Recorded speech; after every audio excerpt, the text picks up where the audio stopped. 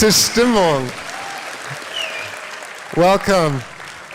Welcome everyone to the official opening of this literature festival, the International Literature Festival 2022. Welcome to the opening of the Youth and Children section, and please welcome our keynote speaker and author, Angeline Boulley, the author of Firekeeper's Daughter. Thank you so much for coming, Angeline.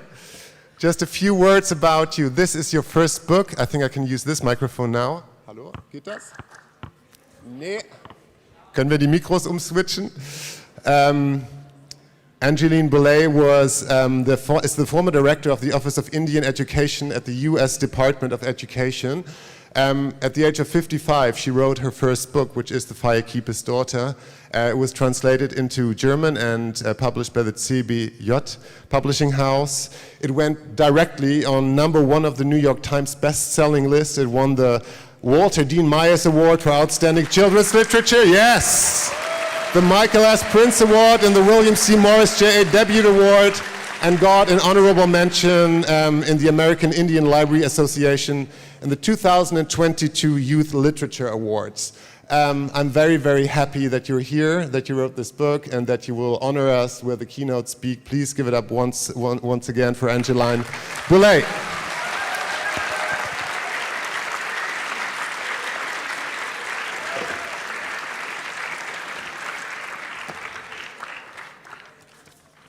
Anin, Angeline Boulley Nadishnakas, Makwadoram Bawating, Zizabaka Menacing and Donjaba. Hello, my name is Angeline Boulley.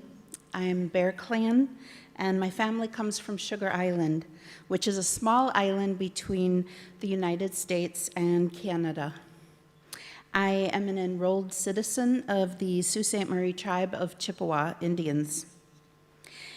Introducing myself in Ojibwe Moan connects me to my community, and it celebrates that our Ojibwe language and culture, that our cultural teachings are still here because of stories. Storytelling is how we share what it means to be indigenous or native and what it means to be human. First, I'd like to go over some terminology that I will use. I use native as a general term to encompass all indigenous peoples in the United States. I use the term Indian when I'm quoting an official name that includes Indian, or when the word is used in a historical reference. Native is the term I prefer to use when I speak of indigenous people in general. Unfortunately, the US government still uses the term American Indian, which many deem inaccurate, since we, indigenous peoples, predate America as a country, and Indian is a misnomer because Columbus mistook his landing to be India. There are many groups of indigenous peoples with similar cultural traditions and language. We often refer to these groupings as nations, as a native nation. My native nation is Ojibwe, or Chippewa. Ojibwe is our name for ourselves, which then became anglicized to Chippewa by settlers and colonizers. There are other native nations such as Iroquois, Potawatomi, Seminole, and Cherokee. Within each native nation, there can be many tribes or bands. My specific native tribe is called the Sault Ste. Marie tribe of Chippewa Indians. My tribe is one of 574 federally recognized Indian tribes from among many indigenous nations, meaning officially recognized by the US government. My tribe, the Sault Ste. Marie tribe of Chippewa Indians, is comprised of several historic fishing villages. The Sugar Island Band is one of those historic fishing villages. I consider this to be my Ojibwe community, and I'm related to many community members. Okay, now let's talk about stories. I was raised on stories. My father is a traditional firekeeper which makes me a firekeeper's daughter in real life. He tells stories when tending to ceremonial fires at our tribe's special cultural events, such as conferences, funerals, and powwows. Firekeepers ensure that protocols are followed because ceremonial fires are different than an ordinary campfire. You don't roast hot dogs or talk politics or even gossip around a ceremonial fire. Only good thoughts and words to feed that special healing fire. The fire is maintained for the duration of the event. It provides a bond for participants to visit the fire and know that everyone there is united in a similar purpose, celebration, or to honor. I firmly believe that stories are good medicine. Whether we see ourselves on the page or experience lives very different from our own, we connect to something larger than ourselves, our humanity, through story. In Firekeeper's Daughter, the main character, Daunis Fontaine, isn't just protecting her loved ones and her community from those who want to distribute a powerfully addictive drug in her Ojibwe community. She realizes that she is also protecting indigenous knowledge from outside entities who have always sought control over our resources, whether it is land, water rights, our children, their education, our language, culture, and spirituality, and even the right to control our own narratives. I was 18 years old before I read a book featuring a Native person as the main character. It wasn't until I read such a book that I realized the omission in my reading experiences up to that point. If I had not read a story featuring a Native person, then it was likely my classmates had never done so either. This meant that the characters we read did not look like me, a Native girl with very light skin, or have a family like mine with a Native father and a non-Native mother, or a community like mine, my Ojibwe community where my ancestors have lived for countless generations. If we read stories about scientists, inventors, musicians, astronauts, teachers, leaders, surgeons, and architects, yet they all come from the same background, gender, socioeconomic status, and heritage, then we are teaching students that the lived experiences of some are the only ones of value. There are powerful lessons learned when we see and read about the accomplishments of people from diverse backgrounds. It reinforces the inherent worth of all people. When I was a child, we read a series of books by Laura Ingalls Wilder. The most popular one was Little House on the Prairie. It was about a pioneer family living in the late 19th century as they struggled to survive and prosper on land they settled in the Midwest and Plains regions of the United States. The books were regarded as beloved classics for children. But in these stories, Native people were not regarded as actual people. The original version of Little House on the Prairie included a passage. There were no people, only Indians lived there. Native people were described in a dehumanizing way as wild, fierce, and yipping. The prevailing thought of many Americans at the time was that the only good Indian is a dead Indian.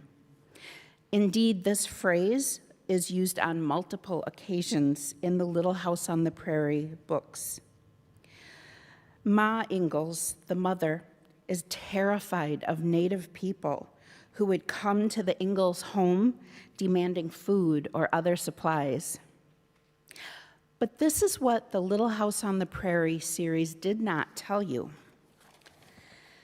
Pa Ingalls, the father, chose to be a squatter, illegally occupying on native land known as the Osage Diminished Reserve.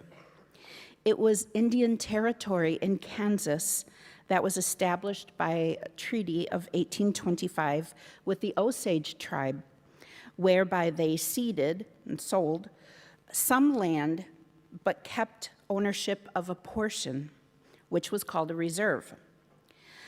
Some 33 years later, the Osage had never been paid for the land that they ceded under the terms of the treaty.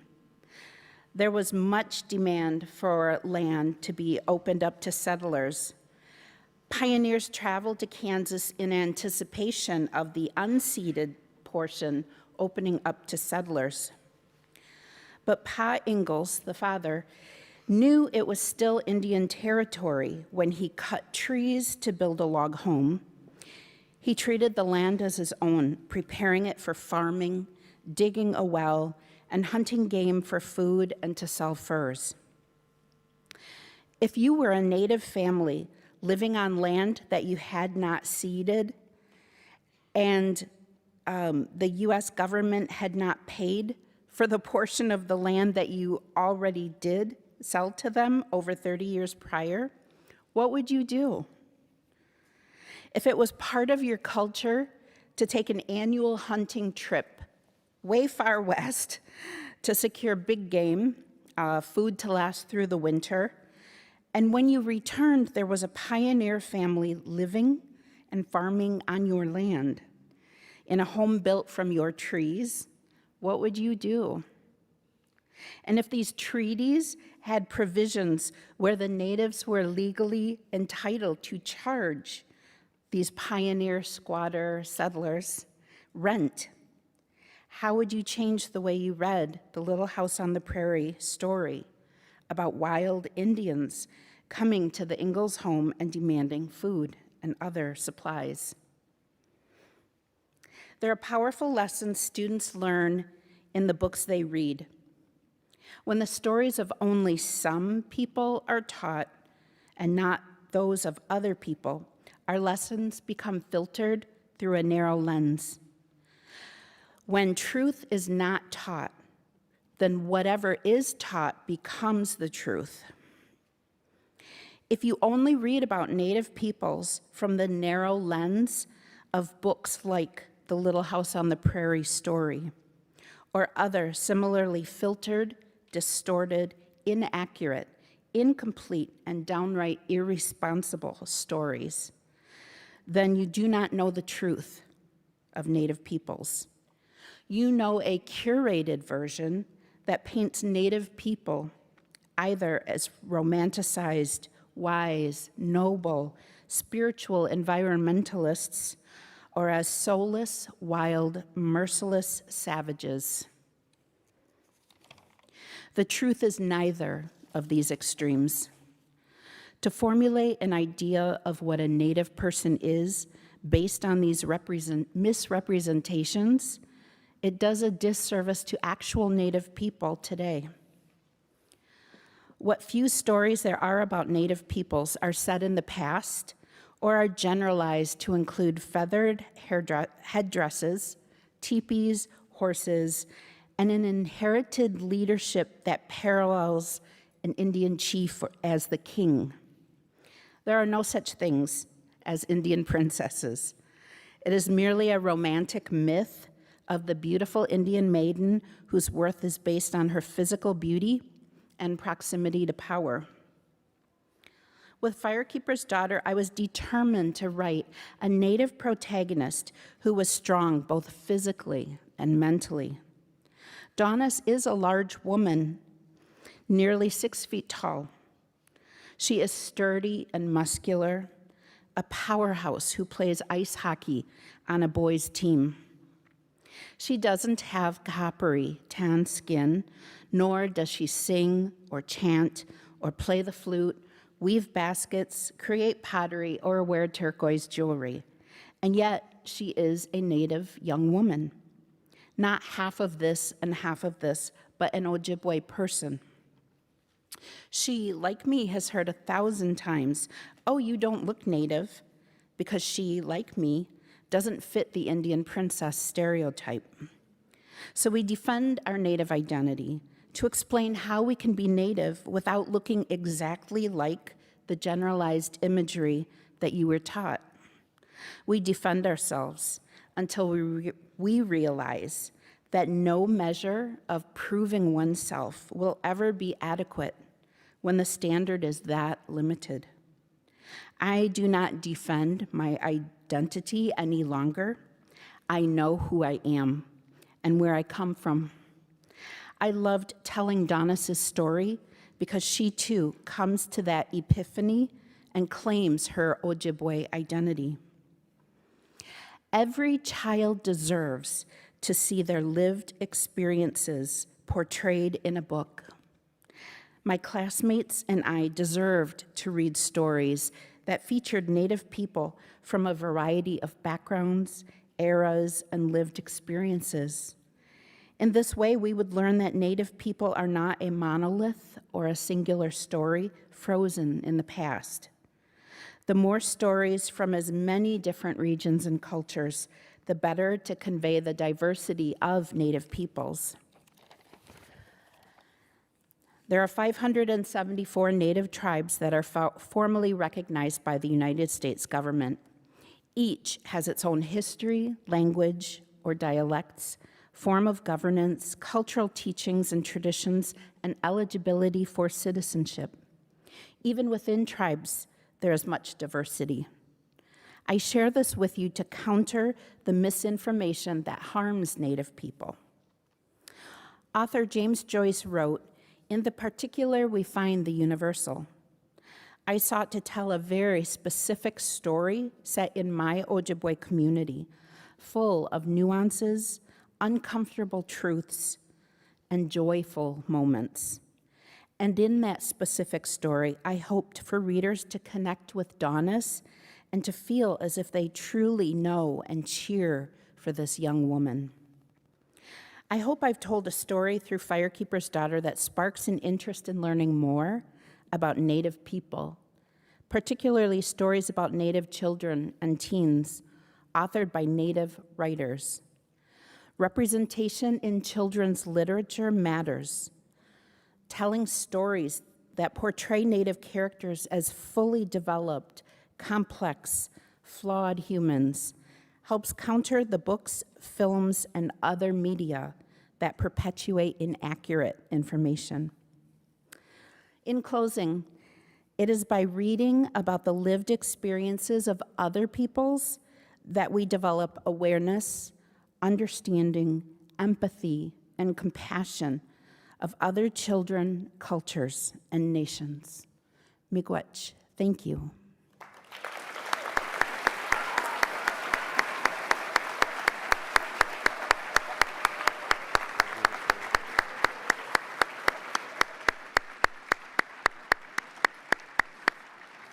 Thank you so much, Angeline Boulley, for that beautiful speech and for opening the festival. A big thanks also to Christoph Rieger, who's the head of the Children's and Youth Department and Section. I think he's somewhere in the room. Without him, none of us would be sitting here. And of course, Ulrich Schreiber, the director of the Literatur Festival in general. You're also allowed to ask questions. Das könnt ihr auch auf Deutsch machen am Ende. You can ask in German or in English. At the end, we have a microphone in the audience, or I have colleagues who will give you one. Let's judge a book by its cover, shall we? The great cover of your book is here. Tell us a little bit about the design first, maybe, before you talk and jump into the book. Well, my publisher knew that I wanted an Ojibwe artist to do the cover. I just wanted someone who sees with Ojibwe eyes to read the manuscript and come up with imagery that looked like it came from my community.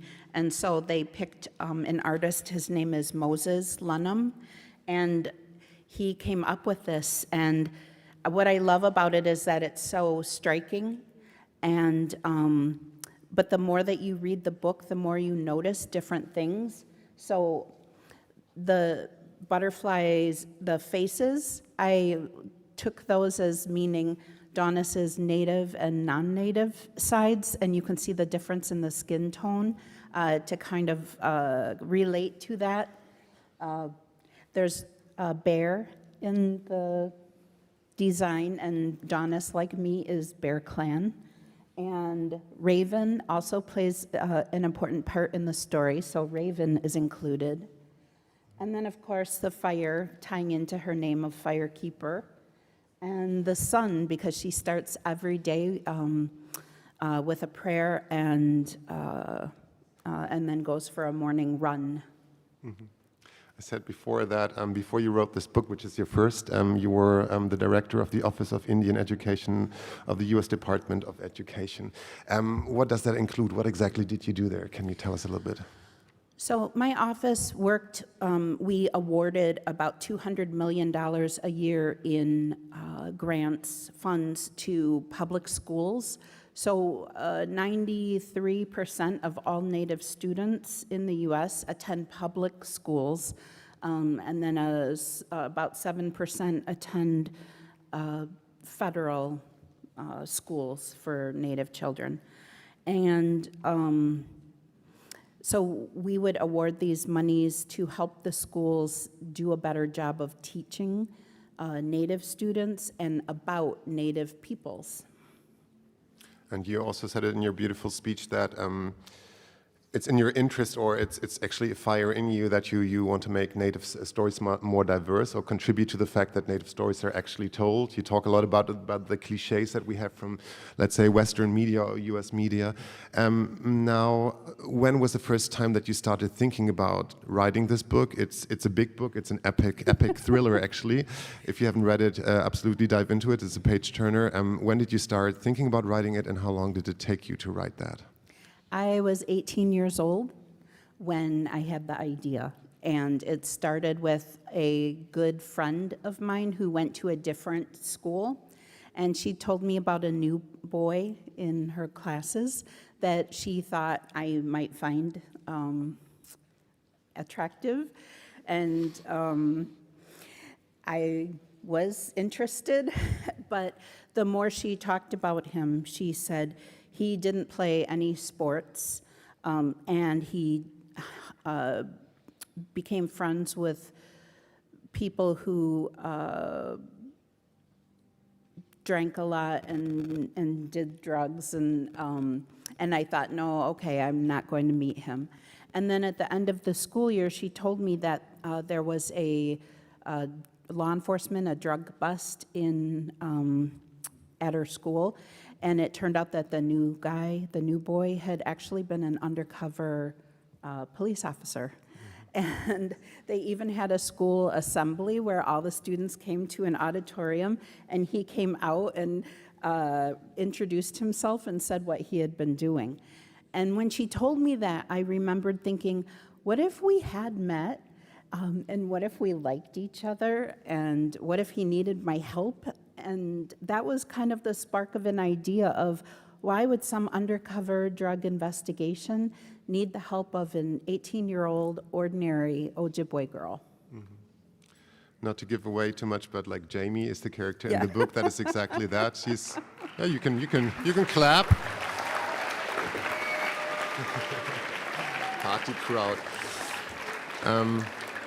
So the novel is not told from Jamie's perspective, but from Daunis's perspective, a young woman. And Jamie, we think, is 18, and she's very much attracted to him, just like you said. And he's exactly that. Turns out, the first sort of like plot twist or a spoiler, without giving away too much, that he is exactly that, an undercover cop. Yeah. Right. And so she reluctantly agrees to help. And so I had the idea at 18, and then I went to university. I started working in Native communities. I met my husband. I had children. But my thoughts would come back to this story idea, and I started to see how the story could work. If it was an investigation on a Native reservation, if it was a federal investigation, if the young woman if the drug was something that had a recipe that could be modified and had a cultural component to it, and if she was good in chemistry but also knew about traditional plants and herb medicines, and if she knew everybody and was connected to everything in her community, she would be the ideal person to help with this investigation. And so once all those pieces came together, I was 44 by then, and I thought, if I haven't accomplished the goals I always set out for myself, such as to write this story, what was I waiting for? And so I just decided to try writing it. And I decided I could live with failure if it turned out to not be good, but I didn't want to live with regret and of not trying. So, and it took 10 years of trying to get the story the way that I felt was good enough to be published. Mm-hmm. And the writing process itself, I mean, did it start at 18, or did you just sit down once and then wrote 550 pages? Well, I was always good at writing, but I wrote grants, I wrote reports, things like that. I didn't write books. But when I decided to write, I started to wake up an hour before my children would get up in the morning for school. I would sit at the family computer and I would just start writing the story. And so I would drink my coffee, I would write, it would be peaceful and quiet, and I started to enjoy that time. So then I started to get up an hour and a half early, and by the time I was towards the end of the 10 years, my children were grown up. I had moved to Washington, D.C., and I was getting up at 4:30 in the morning to write for 3 hours before I would go to my job. It was the only time I had to write, and it was the most creative time for me. My favorite thing was to wake up with story on my mind. I love that in between sleep and wake, there's this fuzzy, foggy time where I would gain insight to a character or have the perfect dialogue, or plot twist would come to me. And so I just love that creative time for me in the morning.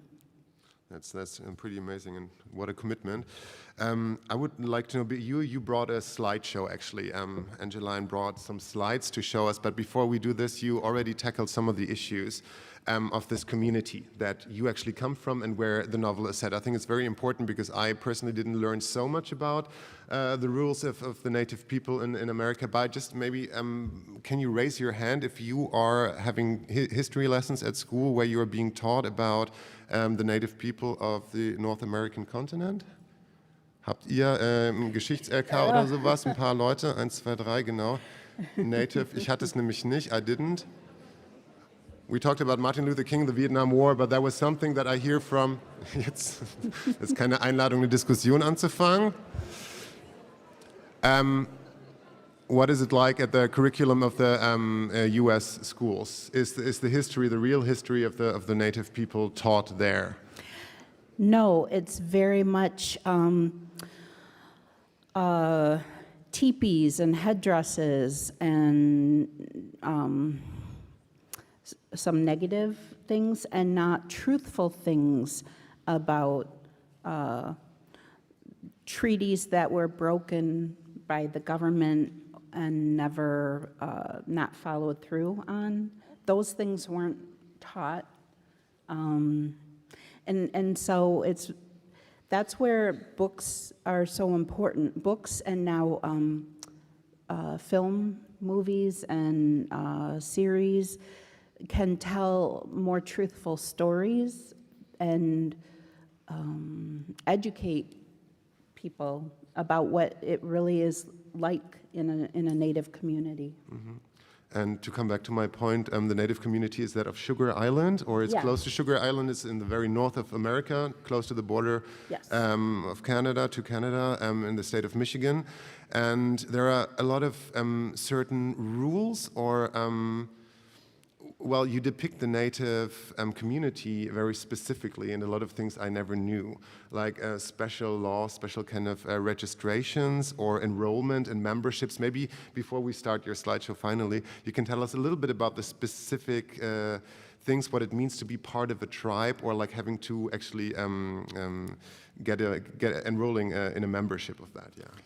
So children are enrolled when they're born, and they have to meet certain criteria. So each tribe has the right to set up what their requirements are, and some require that you have to be at least half native blood, which means your one parent is fully native and the other is not, or some combination, and which is that's called Indian blood quantum, and that's a colonizer concept. And in the United States, there are 3 categories that keep track of membership by blood quantum, and that's racehorses, pedigree dogs, and Native Americans. Wow. And that is so wrong. So, the common term is membership, but we say members belong to clubs, citizens belong to nations, and so we say citizen of this tribe.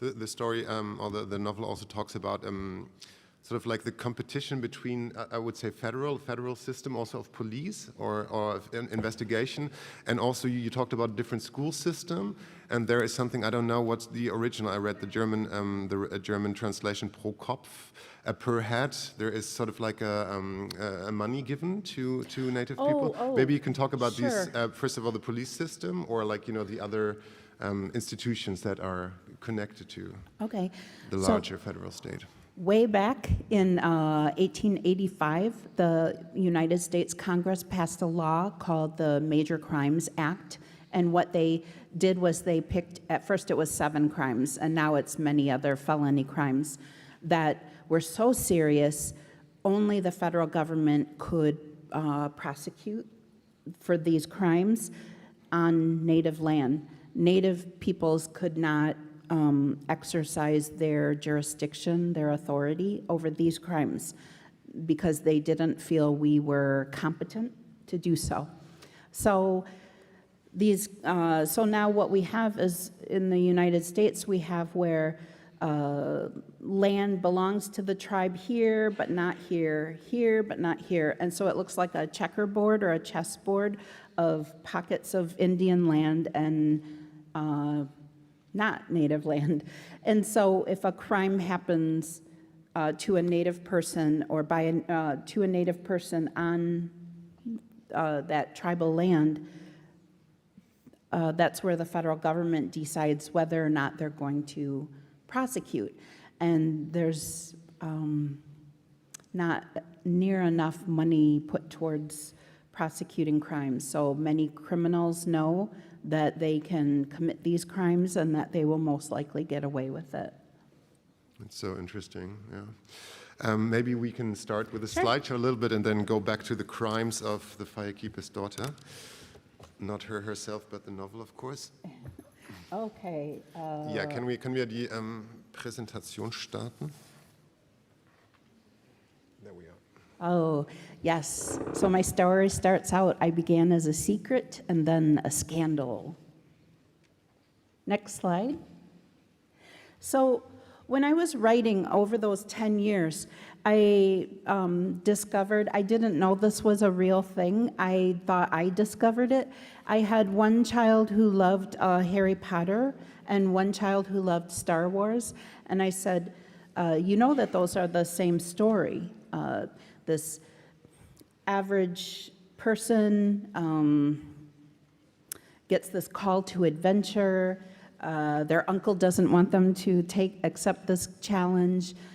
They're guided by a wise mentor, and they enter this different world where they must face a series of trials and tribulations, and in their quest for elixir or quest for something that they're seeking. And then they have to battle these forces, and whether they're successful or not, when they come back to the regular world, they're forever changed by their experience. So yeah, about halfway through, I found out that it's called The Hero's Journey. And so I learned more about it. Next slide. And we see the hero's journey is in many popular movies and books. Next slide. And I thought to myself, we Ojibwe people, we have our hero stories. We have a character called Nanabush or Nanabojo, and he's this character. Sometimes he's silly, and he travels the land, and he'll encounter rabbit, and then you find out how rabbit got floppy ears or how porcupine got its quills. So these stories are teachings about our land and animals and plants and that. And sometimes the lessons are learned at his expense, and so he's kind of a comedy person at times. So I was thinking about that. Is it a moral character, sort of? Yeah. Is it supposed to teach you something? Or? Some, yeah, yeah. Next slide. So then I was thinking about the hero's journey, and I saw it drawn like this. And what struck me was the 4 quadrants in that hero's journey depiction. And then right after that, I was browsing for something else on the internet, and I came across this Ojibwe medicine wheel, which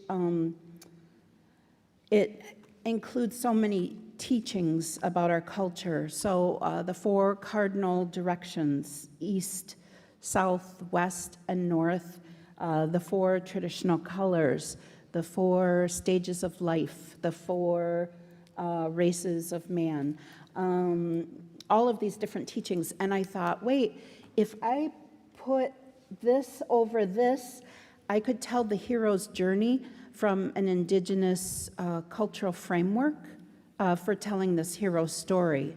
And that's when I knew my book would be epic. Would have 4 chapters that are actually exactly named after the different directions, north, yes, west. I knew how I would structure the book, and I knew that I would use these teachings from our culture throughout the story. I even put in things like the color of outfit that Daunis wears in key scenes ties back to the colors and the directions. So just little things that I did to weave culture throughout the book. So, for example, the second chapter is called Zawono. Jawana. Yeah, and so that means south, right? South. So they're all, it's the, okay, Yeah. the native expressions for that. Okay, thank you. Next slide. So yes, after idea at 18, started writing at 44, finished writing at 55, and got my book deal. My book published to #1 on the New York Times bestseller list.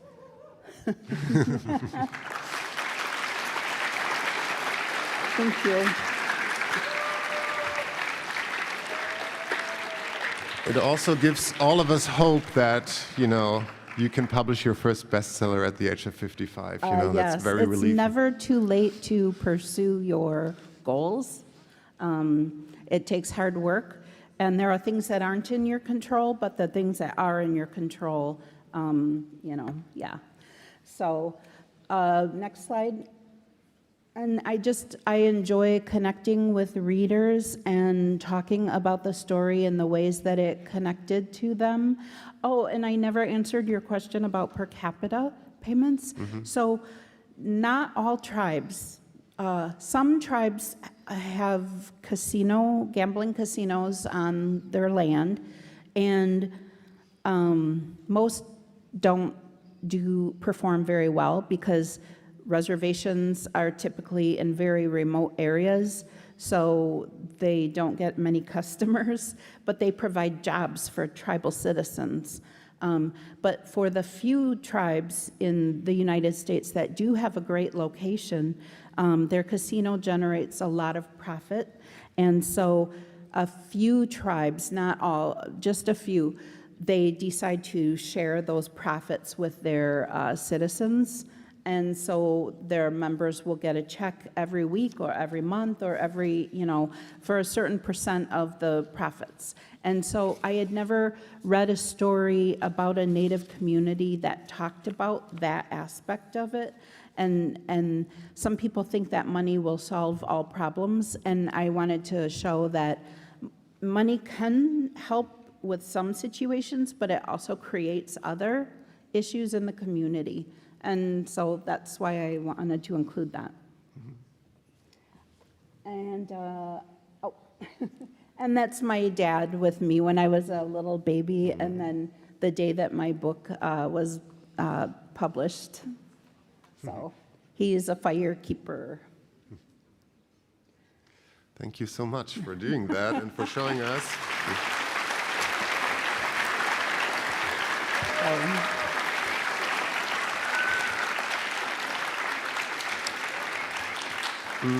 I want to dive into the book a little bit. You said something about, you said something beautiful in your speech, that you want fully developed, complex, flawed human beings, meaning this book is not like a sugar-coated, let's say, pink version of what you think representation of Native people should be. It's about crime in the tribes, within the tribes, or in an area where tribes also live. And it's about crystal meth. It's about drugs, how they're made, and how they're consumed, and how people die because of them.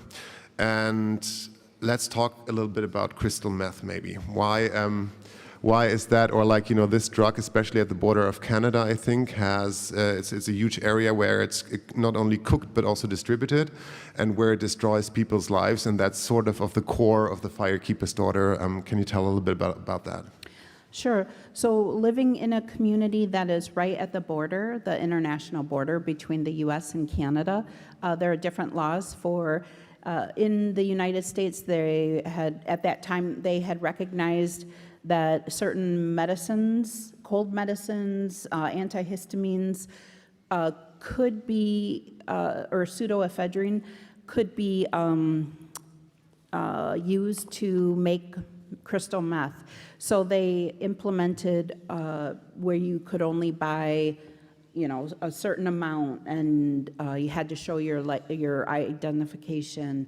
But Canada didn't have those restrictions, so people could go across the border and purchase bulk quantities of the ingredients to make meth. So it's cheap to make and so addicting that it would be given away at parties, knowing that after their first time using it, that they would be returning customers.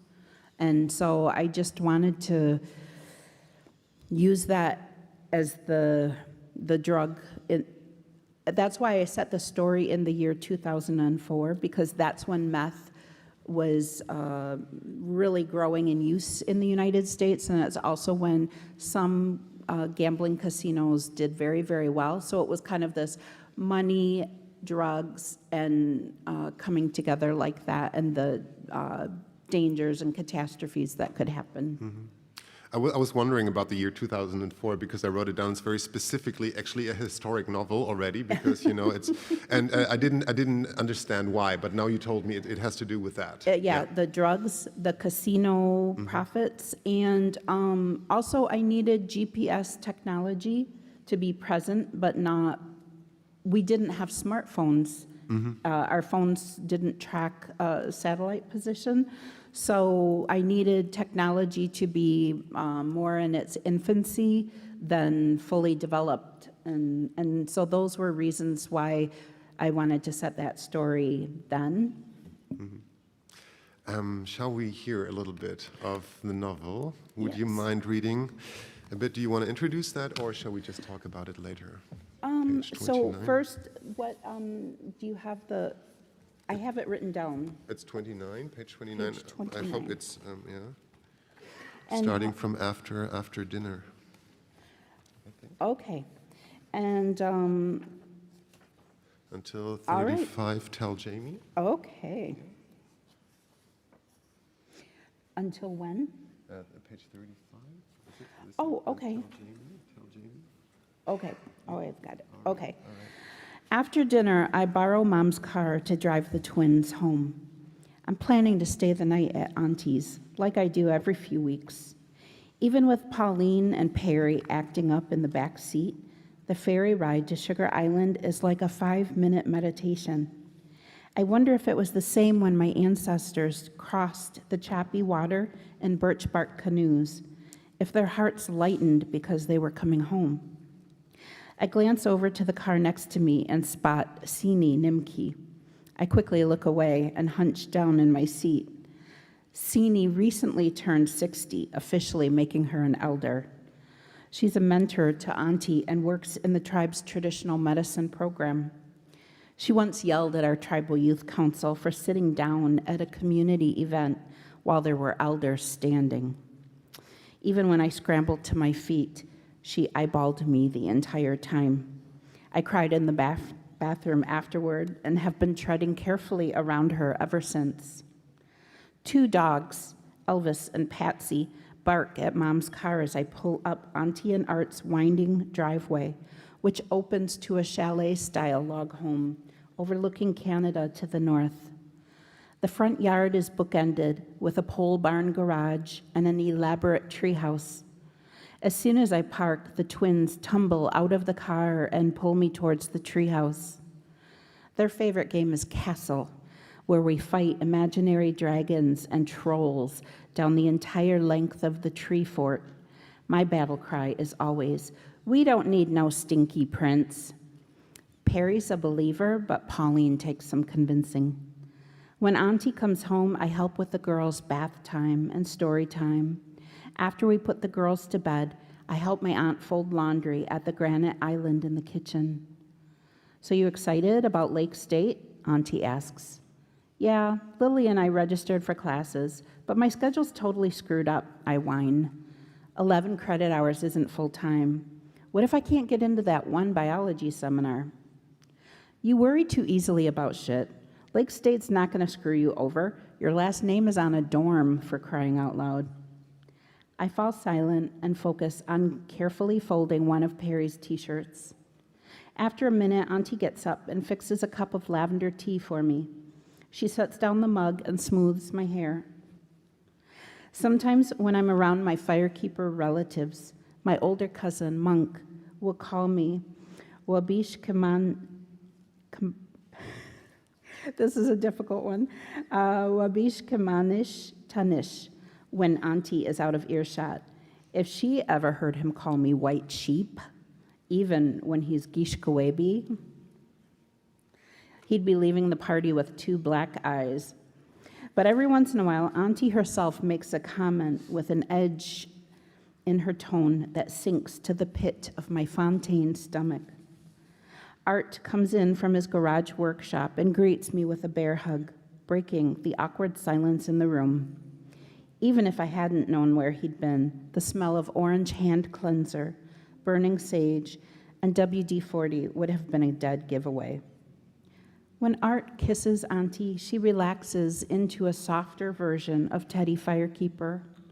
With me and the twins, her love has layers, a tender core wrapped in an exoskeleton of tough love. But when she's wrapped in her husband's dark, amber-brown arms, Auntie can drop her guard. My phone buzzes in my back pocket. I expect to see Levi's number because ever since he got a Nokia with a full keyboard, my brother is more likely to text than call. But the text is from an unfamiliar number. "It's Jamie Johnson. Levi invited me to your party. I asked for your number to make sure you won't throw out the new guy. All cool?"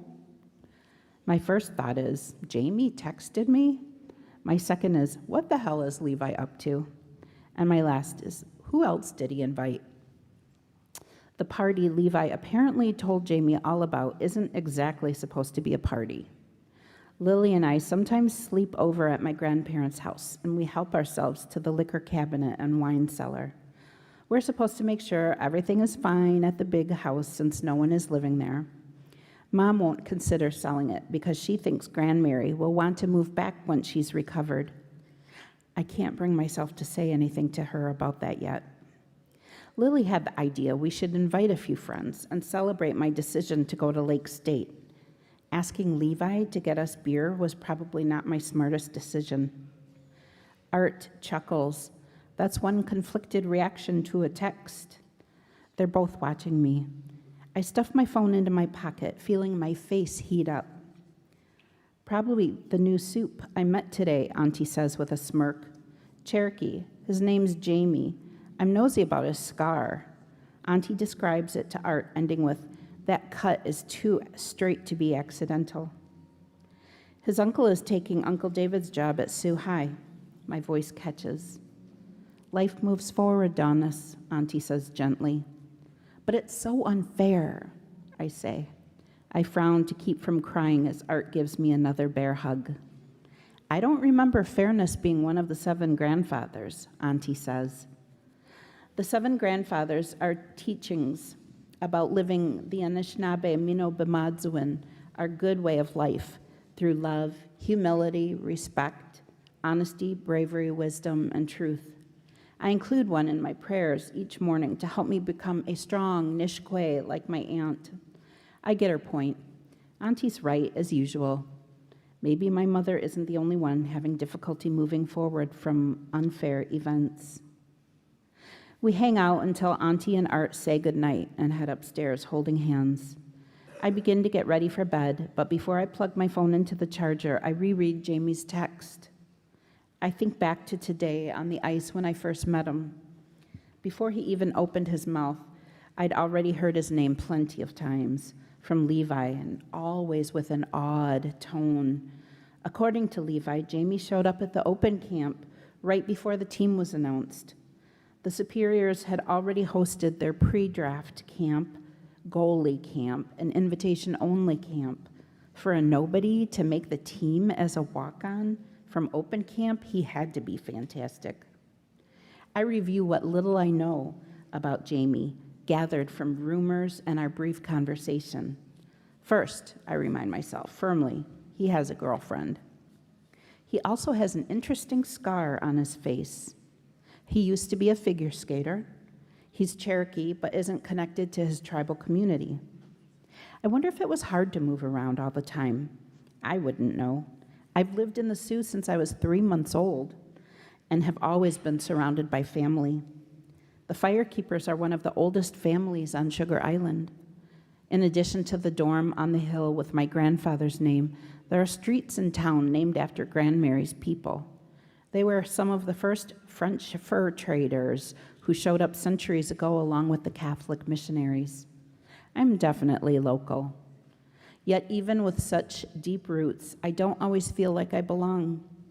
Each time my Fontaine grandparents or their friends have seen my Ojibwe side as a flaw or a burden to overcome, and the less frequent but more heartbreaking instances when my Firekeeper family sees me as a Fontaine first and one of them second, and when they say things about the Jaganash and then a beat later remember that I'm in the room too. It's hard to explain what it's like to be so connected to everyone and everything here, yet feeling that no one ever sees the whole me. Is that how Jamie feels whenever he moves to a new place, unseen? I sigh in reply to his text. Me, all cool, see you tomorrow. I get cozy on the oversized sofa in the great room, with stars filling 2 stories of windows. Normally, I drift off quickly when I'm on Sugar Island.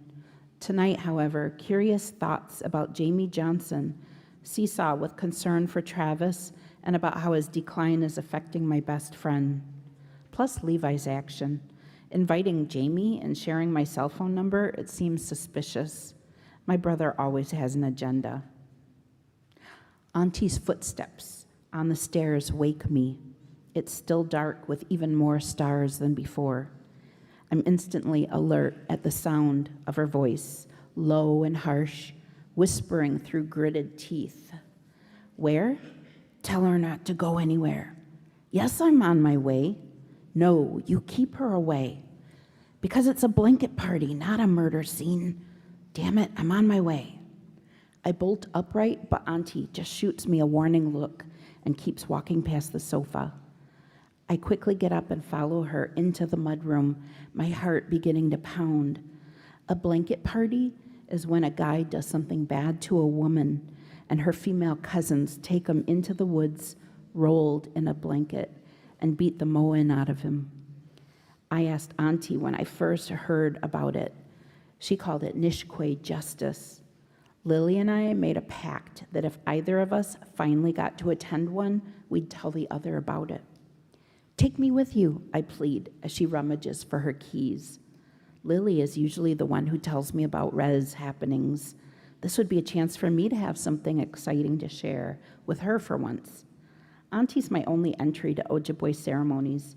Sometimes she brings me to full moon ceremonies, but going with her to a blanket party would mean something different. It would be another way for the Nishkwewag in my community to see me as part of the Firekeeper family, not just a Fontaine. Plus, what if this blanket party gets out of hand and Auntie needed my help? No way. She tucks her cell phone into her bra. But I want to go. I'm surprised at myself. I have never talked back to Auntie. Her word is law. She whirls around and steps toward me, but I stand firm. Auntie glowers. Something shifts in her, energy imploding to simultaneously magnify and focus her anger. The hair on my arms and neck stands on end. This shit is ugly and messed up, and I don't want you anywhere near it. She practically spits in my face. Go to college, snag Jamie, live your nice life. She turns and is gone. I stand there in the dark, trembling. Her dismissal stings like a slap across my face. My cousins always tell stories about Auntie's fighting days, tales of fierce Teddy and her legendary shenanigans that grow more hilarious with each retelling. Like the time when she was at a bar with friends and a Jaganash guy kept asking each girl if she was Indian and how much Indian was she. He leered at Auntie and asked if she'd show him which body parts were Indian. She throat punched him. While he was gulping for air, my aunt told him he'd just experienced a real Indian fist, and she had another if he wanted to see that one too. Tonight is the first time I glimpsed the scary version of Auntie. There is nothing funny about it. Thank you so much.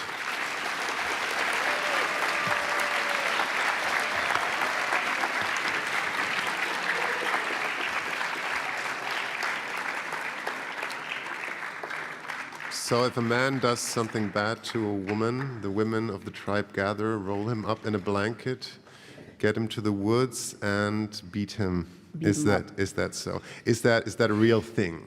It's a real thing, but it doesn't happen often, and it's not usually talked about. But I've heard it in other tribal communities, Native communities as well. It's women looking out for their young nieces and cousins, and because there's no other legal recourse, because of that jurisdiction that I had talked about earlier. It seems to be a book about strong women in general, I find. Auntie plays a great role. The elders, the great-grandmother, they all play a great role. And what I also found very interesting is how Daunis Fontaine looks at Jamie. So we have a female character that tells the story and desires a man, something that we also don't often have in a sense. Was it important for you to have that perspective and also, have this reverse objectification, which is also fun to read? Yes, I wanted to show her, when I was that age, liking boys and having physical desires, and that's normal, part of just biology. And so I wanted to show it in a healthy way, a strength way of where she controls her choices. You also talked about the diversity. Daunis Fontaine is half native and half, maybe you can tell a little bit about that. Yeah, so her father, like mine, is Ojibwe, and then her mom is not native. Her mother is French and Italian and comes from a very wealthy family. And so, but I don't say that I'm half of this and half of that. If you're Ojibwe, it's more like a binary, more of a either or. You either are Ojibwe or you're not, but you're not fraction of it. Okay. So, and that, there have been a lot of readers who are Native who read that, and that's what they want to talk to me about at book events, that changed how they view their own identity and no longer think of themselves as fractions of identities, but claiming all the parts that are, meaningful to them. Is there a lot of diversity or also maybe discrimination within native tribe communities? Because like, what you said before, it's not a homogeneous sort of group that is sort of like the image we have or like non-natives would have. On the other hand, like, do you all get along with each other? No, not at all. Well, like any community, there are disagreements, and people who have been oppressed end up to be very good oppressors themselves because they have learned firsthand. And so in Native communities, we see some people who want to be very exclusionary, and so those are people who cling to Indian blood quantum, and don't want to marry someone outside of the tribe or with a lesser blood quantum. We also get discrimination based on skin color. So, and I talk about this in the book I call it acceptable Anishinaabe skin tone continuum. But really it's sometimes Native people who are light-skinned get treated like, even within their own community, of, oh, you're not Indian enough, or oh, you're not Native enough because your skin is so light you can pass. And so you get to pick and choose the parts when you reveal that you're Native or when you're not, and which is true. And then people who are, darker skinned, they have no choice but to be visibly indigenous, and they have to face all of the consequences of that. And so I have cousins who get followed in stores by security because they just assume that the dark-skinned Native person is there to steal. And so, yeah, you have different, and sometimes that lateral aggression comes from within your own peer group or, your own community, saying things about that you're not really one of us because you didn't grow up here, you only came to visit our community. And that's another, and I think that's what it comes down to is once people have been oppressed, they know how to oppress others unless they are cognizant of it and decide to not be that. Very interesting. I want to open it up to your questions. Actually, maybe we can get some light in the room and some microphones on the sides. Do any of you want to ask questions? Habt ihr Lust, was zu fragen? Hier, wir sind schon in der dritten Reihe, in der Mitte direkt zwei. Da regelt sich jemand, glaube ich. Genau, hier vorne. You can ask your questions in English and in German, as I said. Wo sind denn meine lieben KollegInnen? Ach, dort, genau. Ja, hier, dritte Reihe, Mitte. Nee, vierte.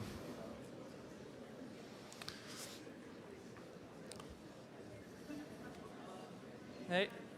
Hey, congratulations on all the awards. I just wanted to ask, I'm psyched that hockey is a constant theme in the novel. I play hockey, and I kind of wanted to ask what was the inspiration for that the protagonist plays hockey. I know that Michigan is, of course, a big hockey state. Canada has, or hockey has its origins in Canada. I kind of wanted to ask what was the inspiration for that?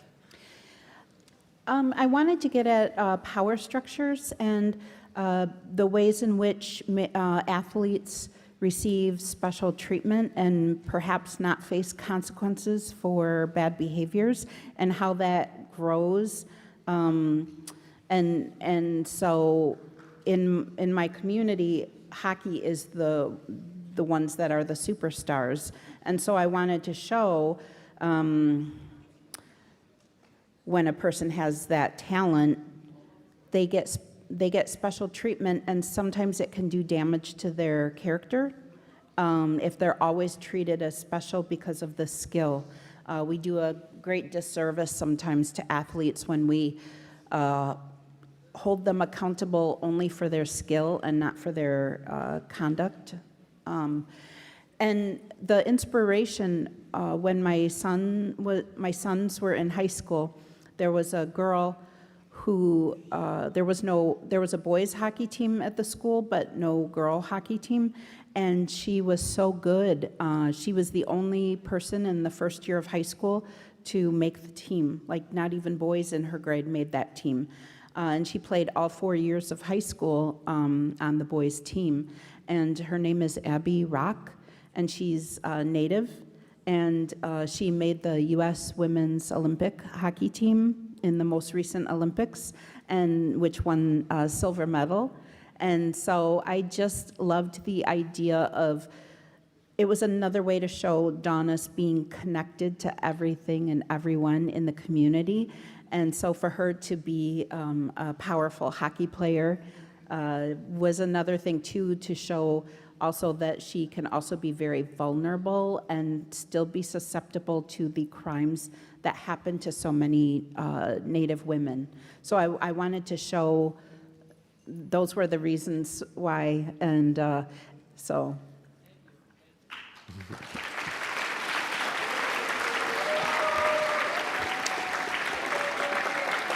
Thank you very much for your question, and your neighbor also has a question. Come to Lotte. Yeah. Hello. Yeah. So just like my friend, I wanted to congratulate you for your book. I mean, you put so much effort into it. I mean, by now you have written over like 10,000 hours probably. And I mean, like, unlike you, I am actually quite bad in writing. I mean, no matter if it's like stories, essays, etc. So I wanted to ask you if there's like this one technique, one tip you have that makes your writing outstand others, like other pieces of writing. A writing tip?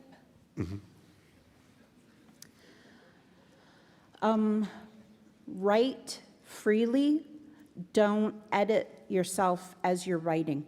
Write with all of the freedoms to take the story wherever you want to go. That's because you never know, there might be, you want the story to go here, but then there's this idea, and follow it and see what happens. Don't worry about editing or making it pretty, because writing is all about rewriting and revising, and so it's in those revision rounds that you can pick just the right word for this, or cut out unnecessary paragraphs, or, you know, and so that's probably the best thing for me, because sometimes I'll write a page and then I'll want to immediately edit it, and I can get stuck on trying to make that part perfect before I move on to the next, that my ideas start to drain away from me. So I just try to write as freely as possible. How many versions of the book were there, or how many edits? There were 8 different drafts over the 10-year period, and then once I got my book deal, there was another 2 drafts that I did. I basically rewrote 75% of the book. Yeah. Because Because the editor told you to, or? there were some pretty disturbing things, and I needed to remember that my audience was young adult, and that it might be the first time a person has read about certain traumatic things, and so I needed to bring in breathing room to give pause and make sure that. So there were many things, and then new characters would come to mind, and then there was a character that was supposed to be one of the bad people, and the more I wrote, I loved this character. I grew to love him, and I couldn't make him a villain. And so I really thought about what kind of an ending I wanted for that character. And that was completely, probably the last bit of revising, was to make that character not be a villain. Mm-hmm. I'm very curious to know which character that is, but maybe you tell me No, after. yeah, I will tell you tell me after. More questions? Also, by then, I knew what my second book would be, and so I wanted to do little teasers that if you know what the second book is about, I put little clues in there so that you might figure out who the main character will be in the next book and what things might happen. Mm-hmm. So the second book is already in the planning or Yes. in the writing? I'm finishing revisions right now, so it'll be out in America in May. Amazing. Are there more questions? Gibt es noch Fragen? Dort sehe ich eine, da, oh, ganz viele sogar. 1, 2, 3. Meine KollegInnen müssen mir immer mal ein bisschen helfen, falls ich jemanden übersehe. Also einmal hier und dann dort und dann dort. Dann sind wir auch gleich mit der Zeit schon deutlich durch. Erstmal vielen Dank an euch. Thanks. I'm just saying that we only have 10 minutes left, but there are many more questions. But I want to thank the audience for their patience. And as I'm saying that, everyone is applauding yourself. Why don't you? Oh, she's got a question over there. Okay, question on the third row here. Sprich einfach. Geht. Hello. Okay. So I really liked the book. I really liked the character Daunis. And I just wanted to ask whether when you look at Daunis as a character, do you see yourself in the character? How much do you see reflected of your 18-year-old self that first was met with the idea of writing this book? And how much do you think you've grown when you look at that character? That is a great question. And I would say my first draft or two, Daunis was me. And then the more drafts, the more writing I did, the more she became independent from me. I'm not very good in chemistry or math, but she is very good at it. And I've never played hockey, and she is very good at it. So she became more separate from me. I would say the character I identify most with now in the version of this story is Aunt Teddy, is the one that I see myself in the most. Thank you very much for your question. Next question over there. Do you have a mic already? Yeah. So I want to congratulate on your success, and I have a question, not specifically for the book, but when you woke up every day, maybe, or some days early in the morning, and had to write the book, and when you had bad days or like days where you had no ideas, how did you deal with those days? There were times when I did have to set the story aside. During the 10 years that I was writing, I went through a divorce. My children, grew up, and there were times where they needed me more present. And then there were work projects and travel, and so there were times where I had to set the story aside and couldn't write every single day. But I think I was always thinking about the story, and I would carry a notebook with me, and so I would be trying to plot certain things in the story even if I couldn't be writing at my computer. So I think being creative, it's not just the writing part, there's so much thinking things through and strategy of how this part of the story could turn out. So days that I didn't feel like writing, I would do research. I would, this is something silly that I would do. So Pinterest, do you have Pinterest here? Okay, so I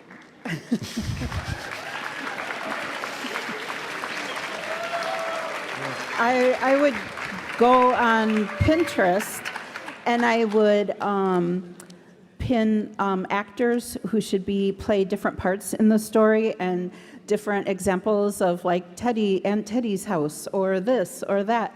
And I would do that, and I thought I was wasting time, but then when the actress Reese Witherspoon, she has a book club in America, and she picked my book, and she said, do you have any visuals, anything that we could have our reading club look for on social media?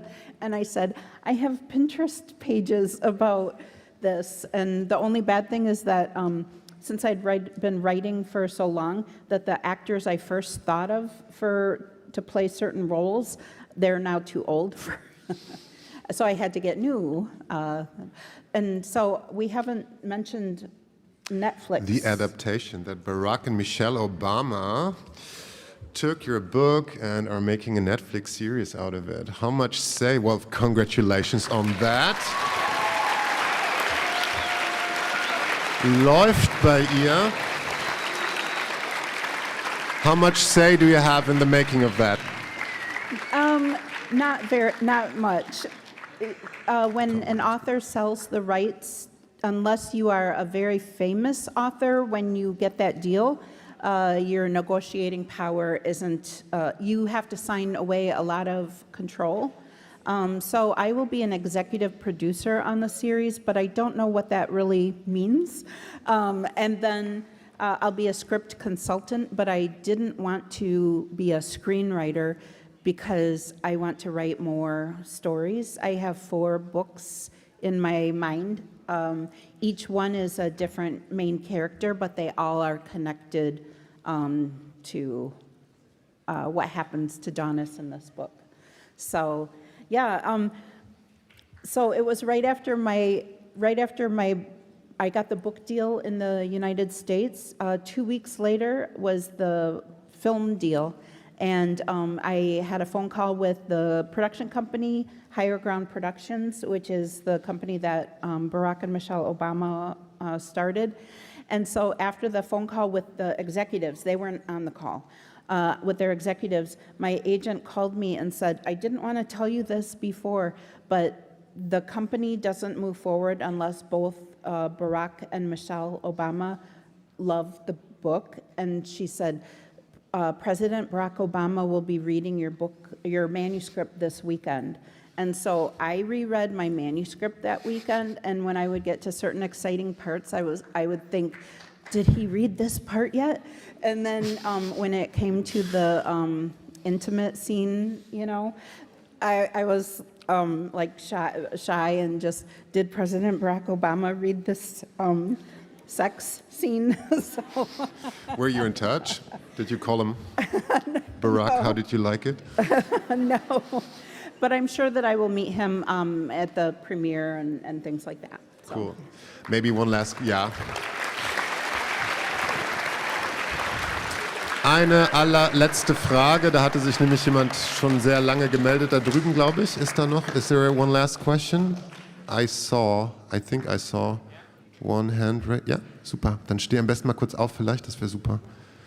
If you could stand up because it's very dark. Thank you. Also, thank you very much for your introduction and your opening speech. I was just wondering, because in the book you use a lot of Ojibwe words as well, and when other authors include different languages in books, they often provide like a footnote or glossary. You decided not to.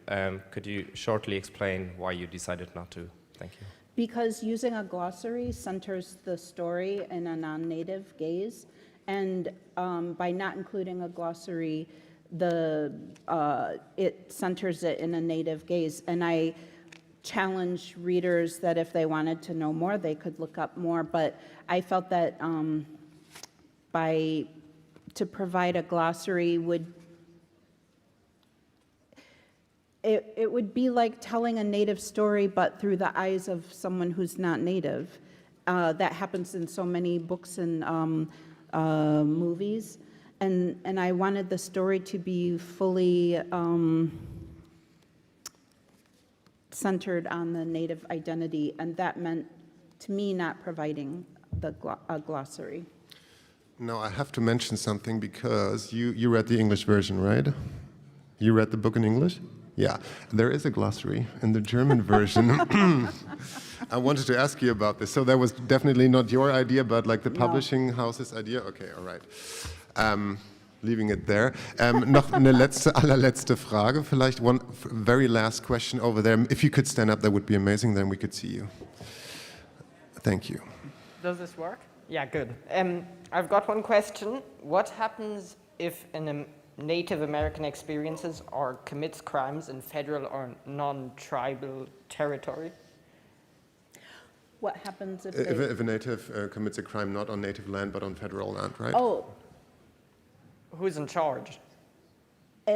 If they're not on the federal land, then it would be like the state, the city, the county, the state. But if they're on federal land or native land, then it is the federal government that prosecutes major crimes. Okay, thank you. Okay, thank you. There will be a book signing afterwards. You will be outside if there are any pressing questions and you still have some time to spare. Angeline Boulley will be outside.